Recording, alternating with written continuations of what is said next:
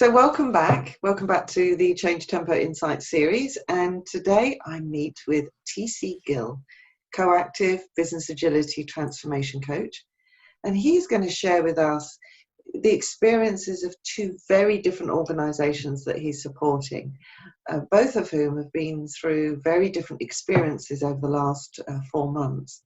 And he's going to share with us examples of how they're tackling ambiguity in their organisations and efforts to remain and create more agile as they move forward as businesses to the next phase, I guess, of the new normal. So welcome, TC. It's such a pleasure to have you join us. Why don't you say hello, tell us about yourself and what you do, and yeah, welcome. Sure. Thank you very much, Amanda. It's great to be invited on and to talk about something that I'm very passionate about, as you know, conversations we've had in the past. Mm-hmm. I'm a huge agilist. I think I have agile blood running through my veins, and the reason why I'm a big fan of the kind of whole agile way of thinking and mindset is that I think it helps organizations in times like this, which are quite kind of crazy, if we're going to put it in a very technical way, but also, when there's kind of stability, because I think it's all about adapting to the current situation. So I'm a coactive coach, as you know. I'm a big fan of the kind of coactive model, especially the leadership. I try to bring that into all the work that I do, and from a coaching perspective, that's a big part of my leadership when I help clients around solving the problems or the challenges that they have. They're not problems; they're just challenges. Yes, or projects. Opportunities, yes. That way, I bring out the ability for them to kind of solve their issues through their own knowledge and wisdom, which is far greater than what I could ever know about their situation. So, yeah. Wonderful, excellent. So we've talked in preparation for this, and there were two organisations that you've been supporting and working with, who have had very different experiences or were in very, very different places when the COVID-19 pandemic kicked in. Yes. Tell us a little bit about those two organisations and the place at which they started from. Yeah. So the story starts, when the pandemic was finally announced. I was already engaged with one of the organisations, working with them. So I kind of got to see where we were going beforehand and what my general remit to work with them was. And the other one came after the event. And straight away, being a business agilist, and I was actually at a business agility conference at the time in New York when it got announced. And we knew something was happening. There was this kind of debate as to how big this was going to be and are we going over the top? And then when it was announced, everything kind of changed. Whether we believed in the kind of severity of the change or not, people were to the announcement, so the game had changed. Initially, the company that I was engaged with initially, what I found really interesting with them was when this kind of ambiguity appeared in the market, like what the hell's going to happen? Where are things going to go? They took a very proactive approach as to, we're going to make this into what we want it to be.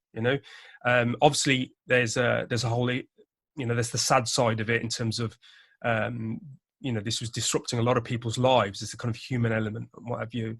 And what I found interesting, actually, they quickly jumped on looking after their staff. Actually, this wasn't something I was going to talk about, but as we're, talking about this, it was interesting how they straight away looked out for the well-being of their people. It's one of the reasons why I like the company, because I kind of sensed that initially in the organisation, and they look to see, right, where's the direction the company can go to, first of all, survive this, but also potentially with their expertise and services, take the company forward. So they didn't see any kind of stepping back, they actually stepped in. They stepped forward. Nice. Yes. So that was really interesting to see how we went from it was going to be a business as usual to like, right, we need to really step up a gear, and everybody got very busy very quickly. So that was interesting. And So how did they step forward? What sort of things did they do that that sort of enabled them to obviously look, taking care of their staff? Was there any events internally or initiatives internally that sort of enabled people to start thinking about what was possible, even though it wasn't very clear about what was going to happen? I think they were already preparing to do this, but what it did, it speeded it up. The kind of the discomfort of the situation and the changing market, the ambiguity, which is kind of the headline of my kind of participation here, brought about an awareness of, right, what is it that we do? Now's the time to do it. Now's the time to do it. Brought it forward. Brought it forward. Accelerated. That's right. And this is where I think when we notice any of the VUCAs, appear, and ambiguity being one of them at the end, the big A at the end.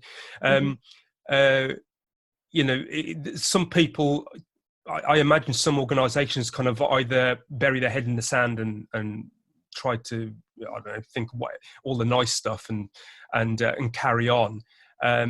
Others maybe backtrack, but interestingly, this was a kind of trigger to like, let's move forward. And this is very kind of, I was going to say kind of a hunter approach, where you step up and this is what we need to do now. The reason why I'm a bit cautious in saying that, because obviously this isn't a particularly nice time for many people, but they did think, well, we need to kind of to survive. People are employed, there's jobs, etc. Let's step up. So that was the trigger, really, and I know it was wonderful to see. I must admit, I've seen companies not do that, and to see it was quite impressive. I think that sort of fine line between, I've heard it before in the conversations that I've had with other leaders around the other elements of D-VUCAD, and there certainly was a conscious effort to those that sort of were maintaining the customer relationship. There was a conscious effort not to come across as the hard sell, but to provide content that was helpful for the customer and helpful that's right for them, or educational in some way, or just supportive in some way. And I think the conclusion I came to is that during that period, excuse me, the focus was off of revenue and onto relationships. Yes, there was that sort of shift, and to a degree, I think that's still in place. Sorry, I'm taking off, but the direction. But I think that sort of nailed it for me as I've been hearing other leaders. So tell us about the other organisation that was in a different place. Sure. I'd just like to kind of touch on the relationship side, because I think that's a really important point. I mean, I as you know me, Amanda, I'm all about relationship first. In fact, that's my mantra. Whenever I go into a situation, it's relationship, because building that relationship allows you to kind of build everything on top of it. And one of the things that the reason why the company kind of sent the client kind of sent me in a particular direction was to build relationships. In fact, they saw the kind of strength in doing that. So it was more about helping and offering help. And the company in question anyway is kind of geared up to remote working and working remotely, nearshore. So it kind of fitted the whole kind of thing. But rather than coming on the hard sell, which, I'm not particularly good at, but I am good at, developing good relationships and coaching relationships to a point where they become highly functional, around this kind of awareness and knowing what's good for them, what is it we can offer, what's good for us, etc. So relationship first. Absolutely. So, and then kind of the other client was one that engaged me as the changes happened, and this particular organization was hit hugely I mean, it was like earthquake stuff to them, totally shook their kind of sales base. Their market completely changed. A lot of their clients ended up retracting for obvious reasons because of the markets that they were in.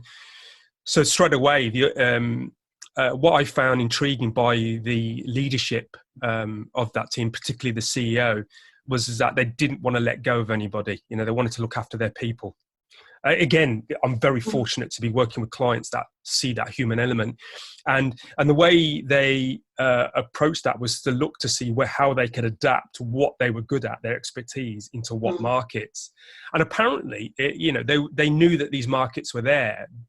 They just now realized they were high up on the priority list. There were things that dropped down to the bottom. If you can imagine, I don't know how many of your audience are familiar with Agile and Scrum, but you have your kind of priority backlog, and you're always looking to see what's the most important thing right now, and then you look at it again a few weeks later, what's important right now. And that's what they did, was to say, right, these things are down the bottom, these things are at the top. And they quickly adapted to design products that serve their customers with the expertise that they already had. So in terms of the second client that I've worked with, their situation is very different. So they engaged me after the pandemic had been announced and the kind of lockdown started to kind of appear. And this kind of ambiguity hit them really hard. Unfortunately for them, their market that they were servicing was hit really hard. I mean, like proper, wrecking ball hard with the COVID outbreak. And straight away they knew that it was going to be either, they were going to sink or swim, so they looked, they made a kind of promise. The interesting thing was the leadership team are really, really good people. They didn't want to let go of anybody. They wanted to do whatever they could to kind of keep their employment, which is another kind of lovely human element, kind of leadership, which I respect. And they looked then to see how they could adapt the services and the industry that they were serving and their expertise into other areas, straight away. And yeah. So it was it was great to see how they kind of looked to see how they could kind of adapt their services. And I don't know how much of the audience know out there about Agile Scrum. I'm assuming that people are familiar with this. So if you kind of imagine their kind of service backlog, the things that they focus on, very quickly they readdress that and put the new services at the top of the list, and the ones that they knew were pretty much kind of like done for the meantime to the bottom, and redirected and re-engineered training, their brochures, their marketing, etc., to target people that they knew still needed stuff that they knew, So that was quite good to see. And it's interesting, is that you mentioned that just having that more regular rhythm or cadence to reviewing the priorities with almost on a weekly, maybe even less, daily basis, in terms of, well, what's the priority today, because the things are changing so quickly. That to sort of bring forward that review of what's important or what could we do helps that agility. So really you're just dealing with what's in front of you rather than trying to be too long term or too strategic while this moment is very while the moment is very uncertain. Yes, and this is one of the reasons why I'm a big fan of Agile, because it tries to deal with reality here and now as often as possible. You kind of create. I love the idea of this kind of heartbeat, of heightened awareness. Right. I do love that, because it's really important, because we fall into like an automatic, robotic almost a process. We fall asleep into what we've decided to do. And this kind of idea of waking back up and looking at the situation again and reappraising it allows you to kind of reprioritize. And you're dealing with reality then. And one of the things that I encourage with clients and teams I've worked in the past is that depending on the level of ambiguity and the level of complexity and, you increase that heartbeat appropriately you throttle it up and throttle it down. I've worked on projects where the heartbeat was every kind of 2 months, which I think was quite a long period of time, but it worked because it was a very, we needed to go away and develop stuff and then show the client, how things were going. Other times I've seen it on a weekly basis. And as you know, when there's kind of like a fire drill in an organization where things have gone horribly wrong, it's like a daily, maybe even twice daily kind of checkpoint to see what's changed, what's the priority now, where do we need to go? Yeah. So what sort of standout leadership, either actions or mindsets, did you see within these two organizations that you thought, wow, that's really making an impact, or it's helping? Yeah, that's a really good question, Amanda. And straight away, my mind kind of goes to the kind of characteristics of the top leadership, the CEOs, and because of the way they are, the imprint of their leadership is left onto the kind of next level down. It's not that different to what's going on at the top, which is again the importance of the boys and girls who lead these companies at the top, how they are, because it basically sets the culture. And both the CEOs that I'm working with at the moment are really good people. I know that's a very kind of wide.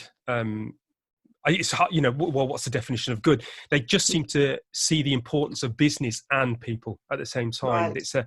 It's a balance between the two. Sometimes it's more the business is what we need to kind of focus on. Sometimes it's kind of more people related, and they seem to be able to kind of navigate that. So they're not what I call a cookie cutter version of a leadership type. They adapt. Sometimes it's really tough. They can be quite tough, and rightfully so. And sometimes they're really soft, and we just talk about just general stuff. Sometimes it's nothing to do with business. It's just we're talking about stuff. So the human element is always there. And maybe your audience out there thinking, oh God, not this kind of fluffy, soft stuff. Again, I'm making an assumption, I know, but it really is important. I feel, if you, as a leader, see the human element in an organization and are acknowledging it and seeing the awareness of where it is right now and adapting your own leadership to it, it makes a huge difference.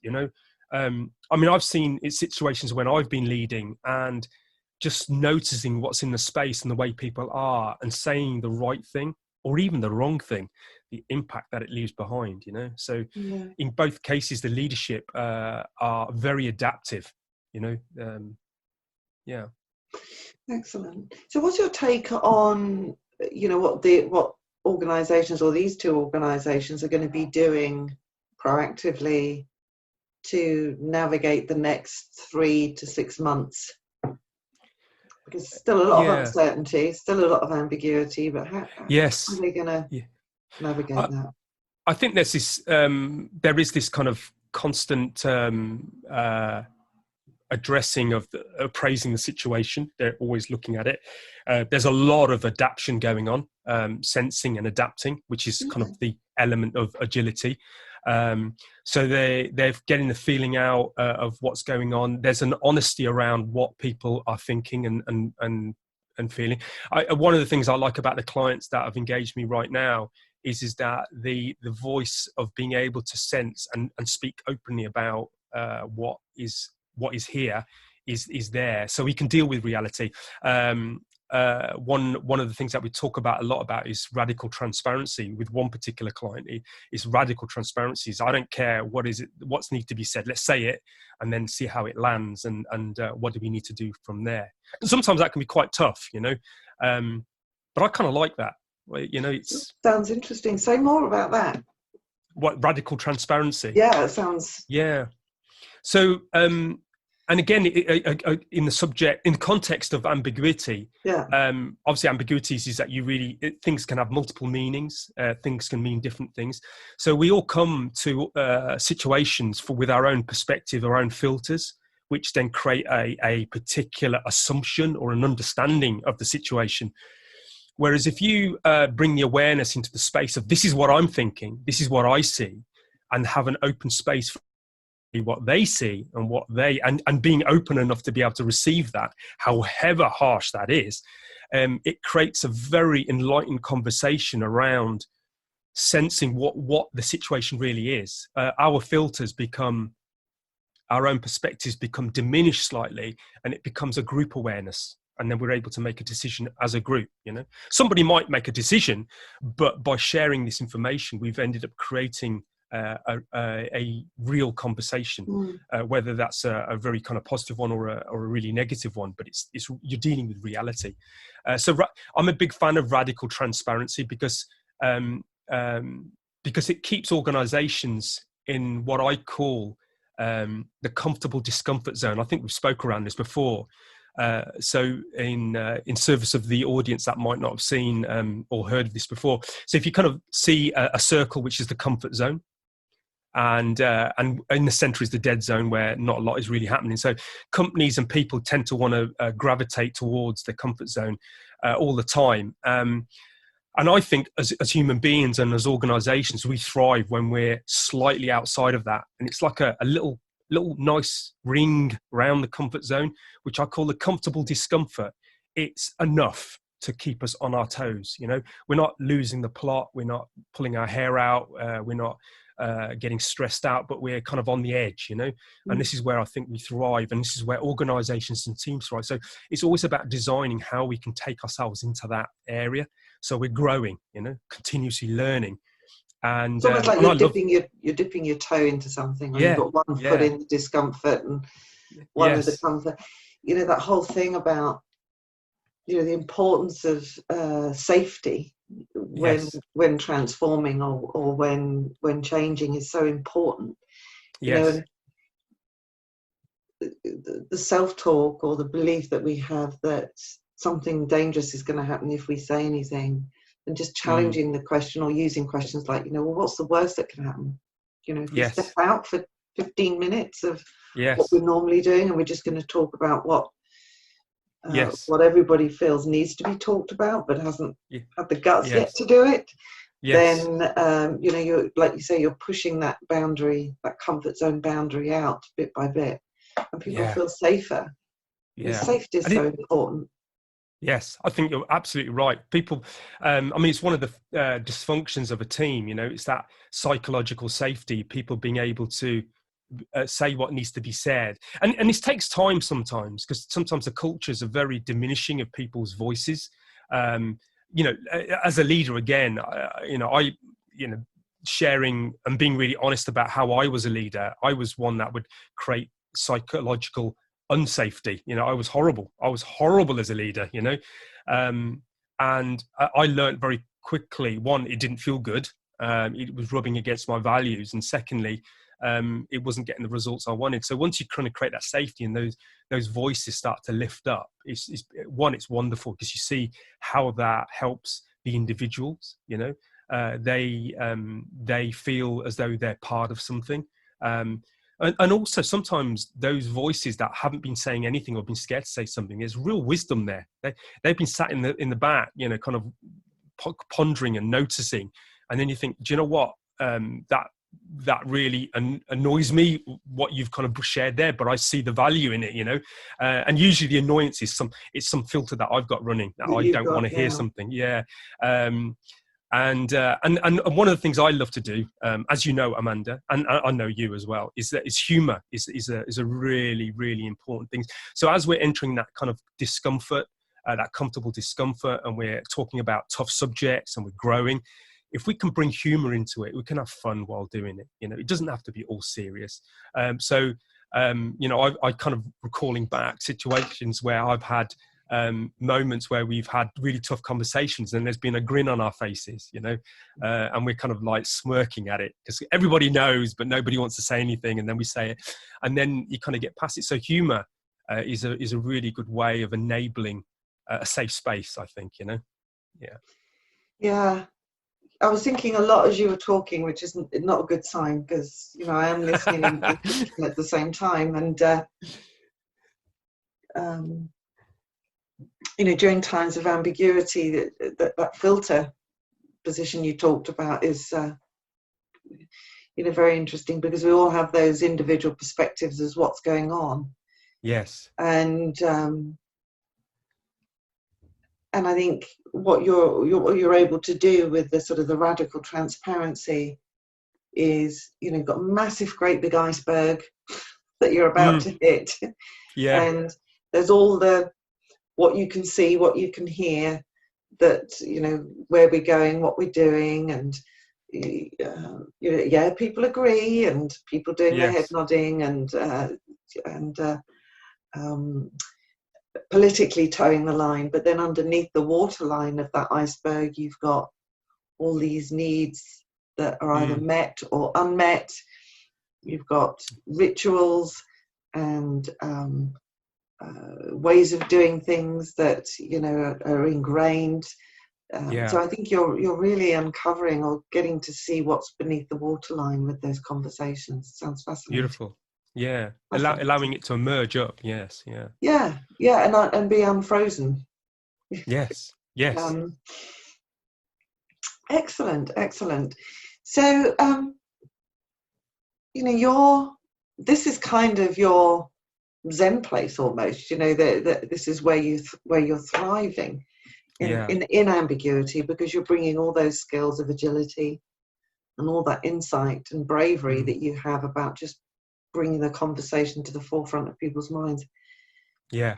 How do you look after yourself as a leader? How do you ensure that you are in the right place and have the right energy? Because I can appreciate that it's quite exhausting at times. So what do you do to look after yourself? That's a really good question. I guess given the years of coaching clients and obviously going through the training and what have you, I first of all, I have a coach myself, which allows me to kind of check in with them. I'm also part of a kind of a leadership group, a coactive leadership group, where we get together and we're able to lean in. And the really interesting thing about there, if you want to talk about radical transparency, it's radical transparency. Literally no subject is off the table, and sometimes it's just about being able to say it. People aren't going to solve your problems for you, but having that voice to be able to kind of express it. So that's obviously that's a huge rock that I kind of go to regularly. My coach and my leadership group. I think also I do quite a lot of journaling. I journal throughout the day and in the evenings, especially in tough times, especially when you don't want to do it. So if there's anyone out there that hasn't started journaling yet, or do journal when you really don't want to, because usually that's the time that you really need to journal, and sometimes people say, what do I write? Well, just start writing. That's what I do. I just start writing, and that allows things to emerge up, which you might be thinking. And I don't know, there's some process that goes on neurologically that allows you to see the problems for the size that they really are, and also I think there's always this kind of idea that we have to kind of look after our minds and the way we think and what have you, but there's also the kind of physical side. Eat well, exercise, because it all feeds into everything, so it's just not one thing. So and also to have some time out, to have space, to get bored, dare I say it, get bored, because that allows the mind to really kind of let go. Nice. And just that time to think, isn't it? Yeah And it's surprising what kind of shows up when you let us. So I sit in the garden, and I'm very fortunate. We've got a lovely garden, and we've got gardeners to look after it. So whenever I go out there, I don't feel like I can just do anything, One of the best decisions I ever made was that. And when I sit out there, I just sit and I just look. I don't try to think about anything. And it's interesting how then the mind kind of just wanders and how stuff comes up. And sometimes problems that you've been thinking about just seem to pop up, options that you didn't really consider before, or you get an insight, two parts of the brain suddenly go, that's the way to go, So it's about giving space. I mean, this is one of the things actually I love about some of the styles of leadership that are coming out now, where it's not always about doing something. it's sometimes about just sitting and allowing the information to settle, to come towards you, download, and then just sit with it.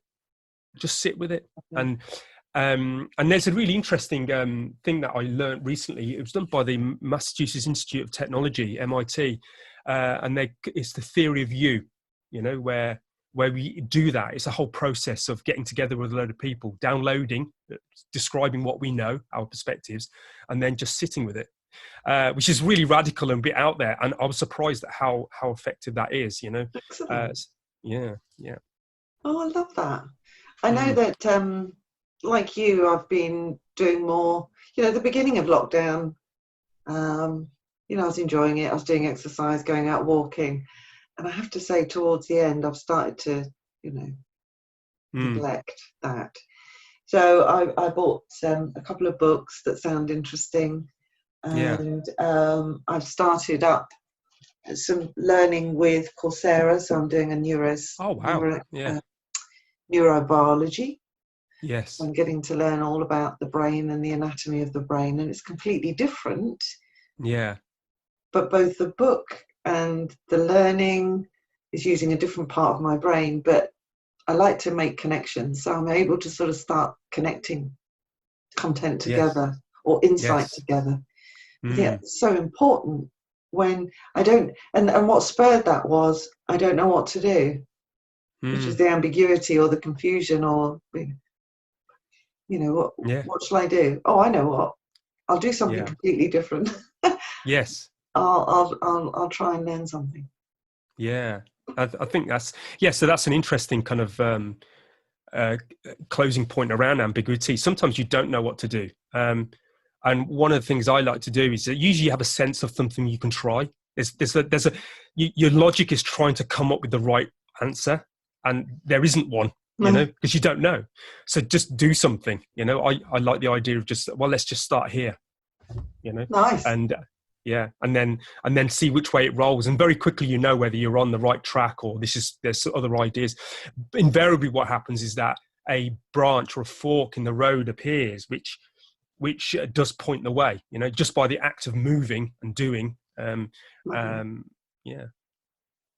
Cool. Well, TC, that is a really good place to start, and let's start here, and rather than let's stop here. So let's start here, and thank you so much for sharing your insight to those organisations that were coming at things from a very different place, but also your own personal insight and what we can all be doing differently to help lead change and be with ambiguity, but also how we can look after ourselves during that time. So many thanks again, and I wish you all the very best, and thanks for joining us today.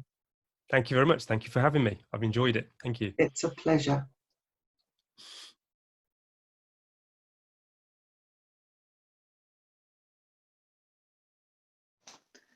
So I really enjoyed the energy there that TC has around really pushing the boundaries during times of ambiguity. So having people talk openly and safely in order to make sense of what is going on.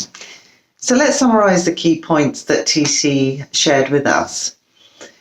Common theme, looking after staff, immediately taking action to keep the business going. Ambiguity brought about awareness to act. So with one of the businesses he talked about, it really accelerated some of the plans that they had already in place, and really helped them to adapt and prioritize their services, and looking at focusing on new services and training, and focusing their marketing on customers who had that immediate need. So things bubbled up to the top in terms of what was a priority. In terms of mindset, he openly talked about, there are hunter attributes that need to come to the fore here in order to survive. You have to act. And Becca talked about that in the first interview we had around disruption, needing to take an action. But at the same time, balancing that with people and business having equal importance. Also, making the most of the situation, so balancing the opportunity and impact of of COVID, what opportunities is this presenting? And deal with the here and now. I love that saying that TC shared. Let's start here. So you're almost starting at a point rather than trying to bring with you what's happened before, because things are so different. In terms of moving forward, constant appraising of the situation, constantly adapting your focus and your strategy, and being honest, the honesty, the open voice about the reality. And this is where he talked about the radical transparency and just saying it. You know, things can have multiple meanings for people, and what might make sense to me may not make sense to you. And that comfortable discomfort, so challenging ourselves in order to evolve. And then an area that we looked at was leadership self-care. I asked TC, what's he doing? You know, he's absorbing a lot from the organizations that he's supporting. What's he doing to make sure that he's top of his game? And he has a coach. He is part of a leadership group that supports each other. And that's, he talked about that being very radical and challenging. And journaling, especially when you don't want to, just to allow things to emerge and allow time to let go perhaps of old thinking. And of course, eat well, exercise, and having time out, space to get bored, he said, and allow the mind to let go. So, as I say, thoroughly enjoyed the conversation with TC. Wish him all the best with everything that he's doing to support other organisations be successful. Thanks for watching, and look forward to seeing you on the final one, which is all about diversity. See you soon.